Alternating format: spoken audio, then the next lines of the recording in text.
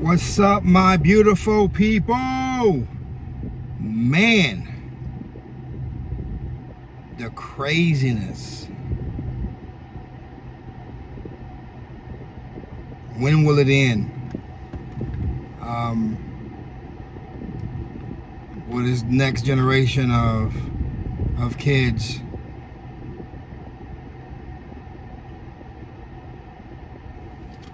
continue this cycle of violence and corrupt power, hatred for someone's color? God made me this way, and I don't run from it. I'm happy to be a black man in America. I'm happy to have served in this nation, or served this nation in the Army. I wouldn't take any of that back. There are people who fought for, our freedom that isn't here anymore. So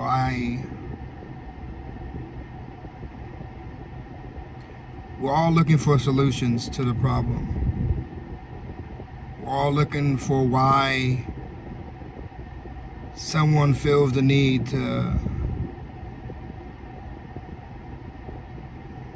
kill someone in cold blood because of the assumed power that they think they have.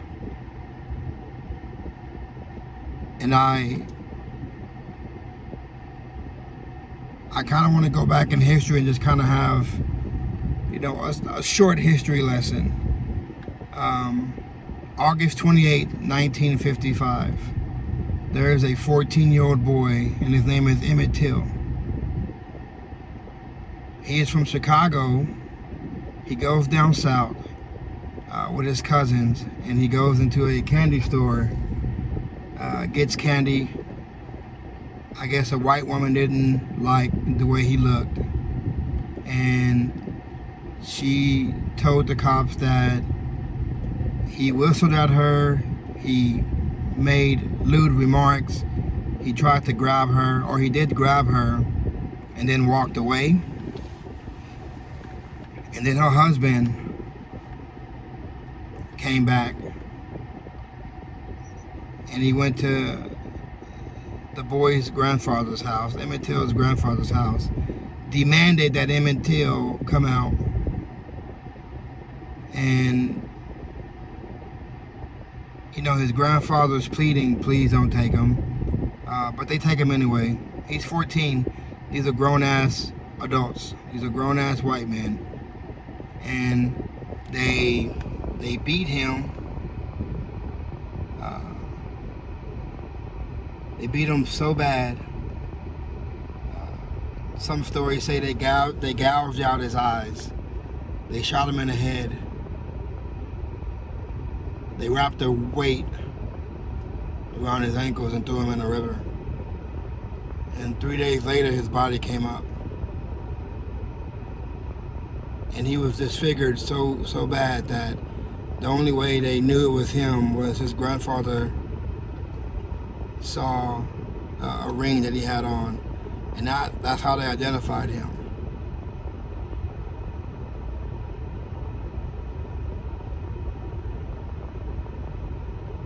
His mother had an open casket. She wanted people to see what had happened to her son.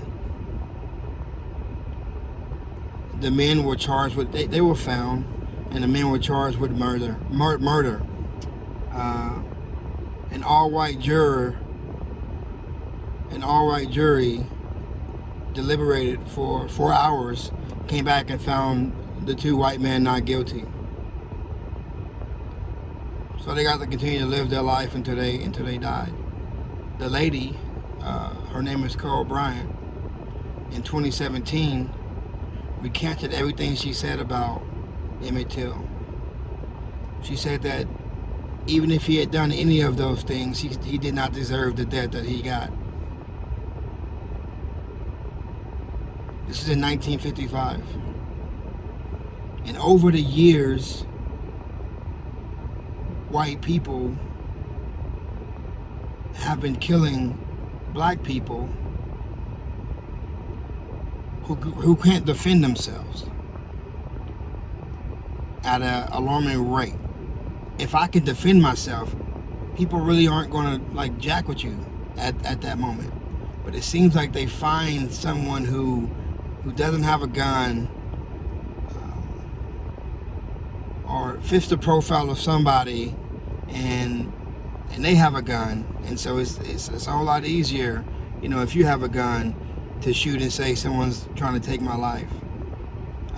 But since 1955, and this has gone on way before then, but there's a buildup of anger and frustration and disappointment.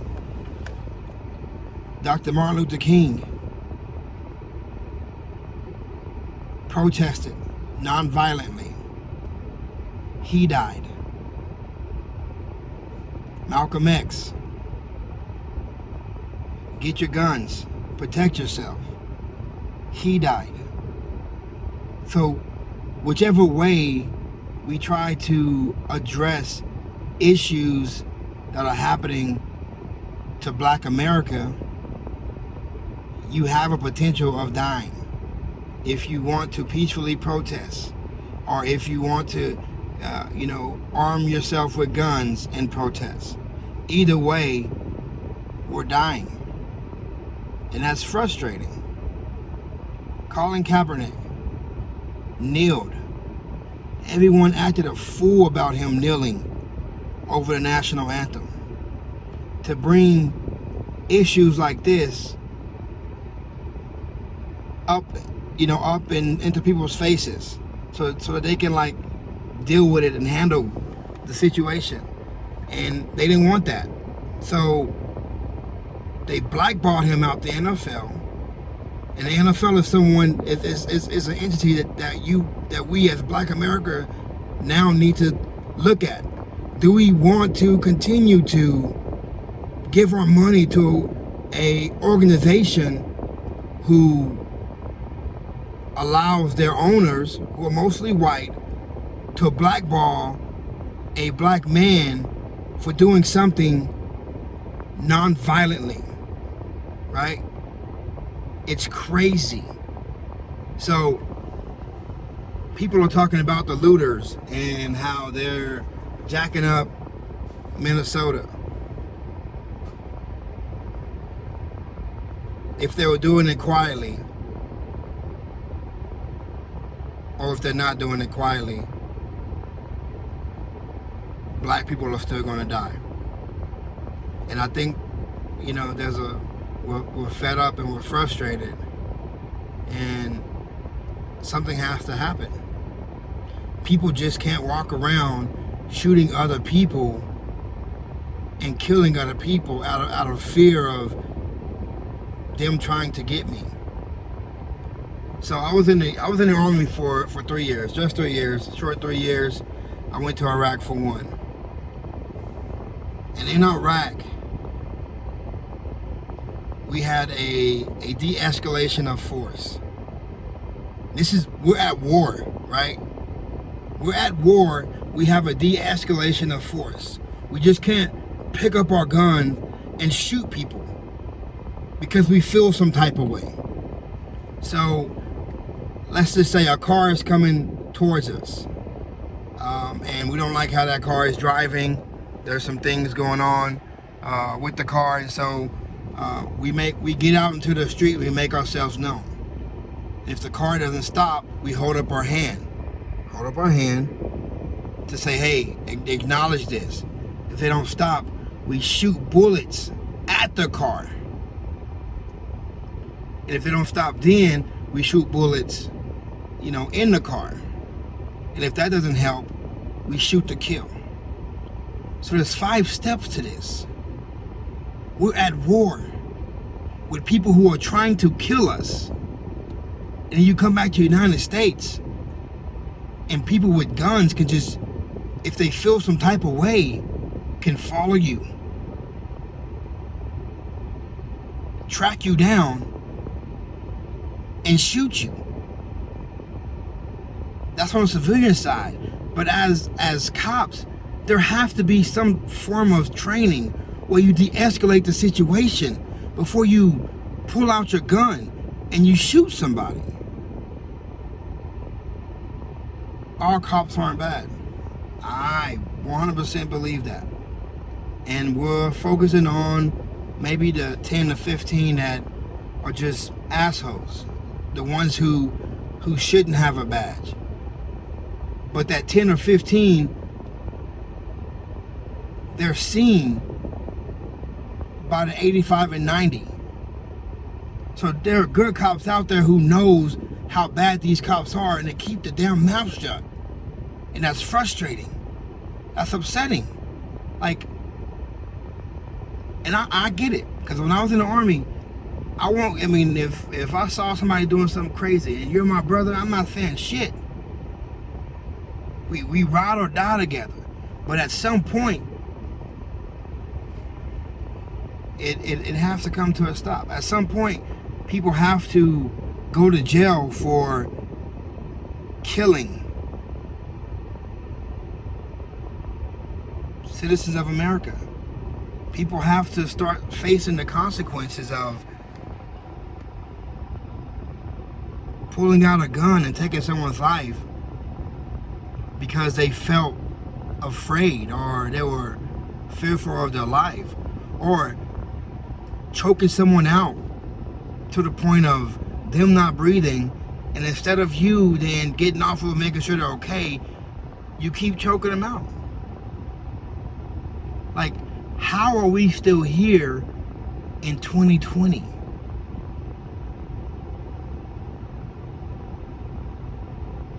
And then I see all these quotes and videos of, Chicago and black on black crime. I never hear anything. I never hear any white on white crime, or Latino on Latino crime, or Asian on Asian crime. It's always black on black crime. Like, what?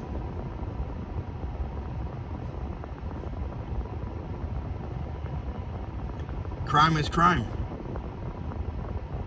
And if you do the crime, you should do the time. These cops, these 4 cops, are cowards.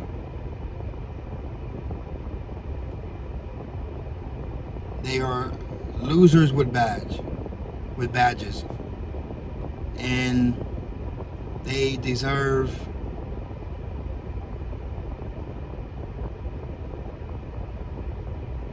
to go to jail. Like, they deserve to go to jail. And the fact that they're not in jail right now, lets me know that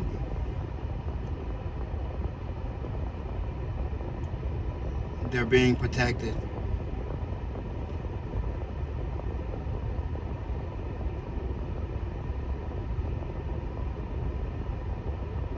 I don't know what the answer is. I don't know what we can do.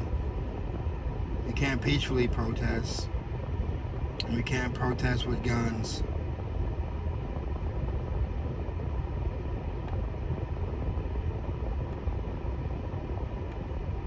So what can we do as Black America to stop this violence that is going on in the world, geared towards us?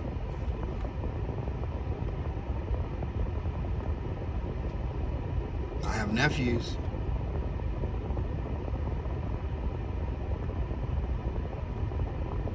I have nieces. I have this next generation coming up.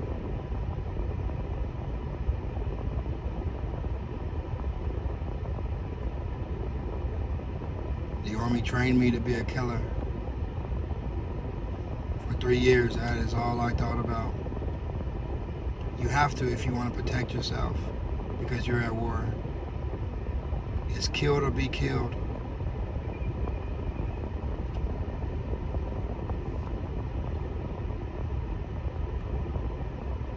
but I also saw what war can do to people.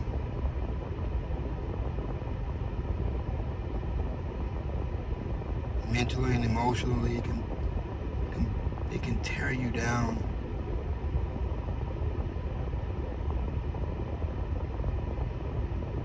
Seeing people die, seeing death all around you, experiencing that, you don't come back from that. So I know grabbing firearms and fighting back will only cause more pain.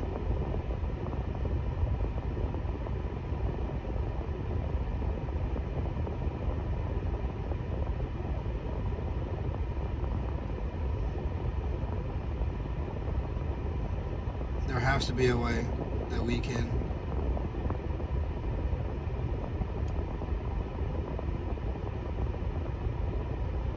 non-violently address these situations.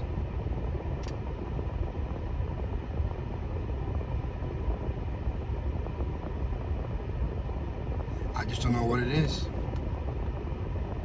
And if you have any ideals about what we can do, not even as black people, because one of the things I love about Dr. Martin Luther King was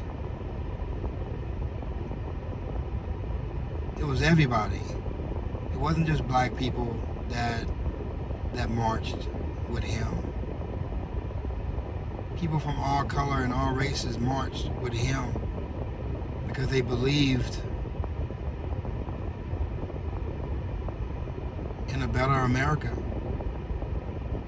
And I want to believe in a better America. Maybe not for me, but for my nieces and my nephews. They deserve a better America. They deserve to walk outside and not to be seen as a threat.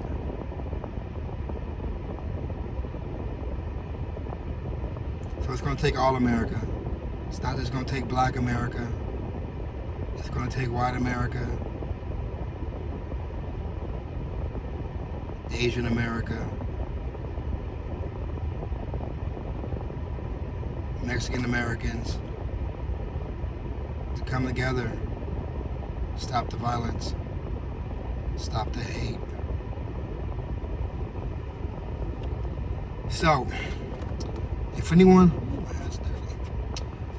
hasn't told you today that they love you, let me be the first to say I love you. You, all color, all races, I don't care. I love you. You're not alone in this world. You deserve the best that this world has to offer. And I truly believe that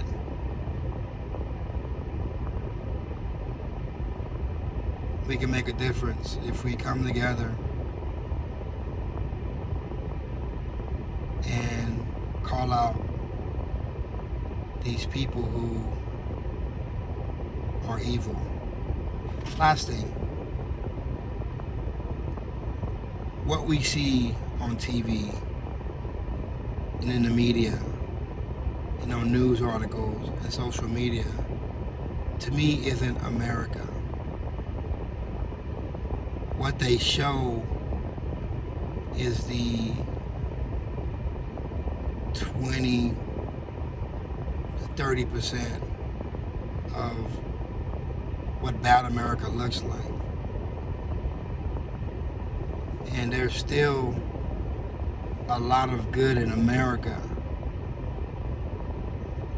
that I feel if that good 70 to 80% of America starts to stand up against these 70 against the 20 to 30% of these bad Americans, great things can happen. When we start calling out these bad Americans and putting them in their place and sending them to jail if they're committing these violent crimes. If we as Americans can do that, maybe there could be change. If you see someone going down the wrong path and you call them out and you hold them all accountable for their actions, maybe there could be change. I don't know. But something has to happen. Something has to give. So, man, I love y'all. And I hope that you get all that you want in this world. All right, y'all have a good one. Bye-bye.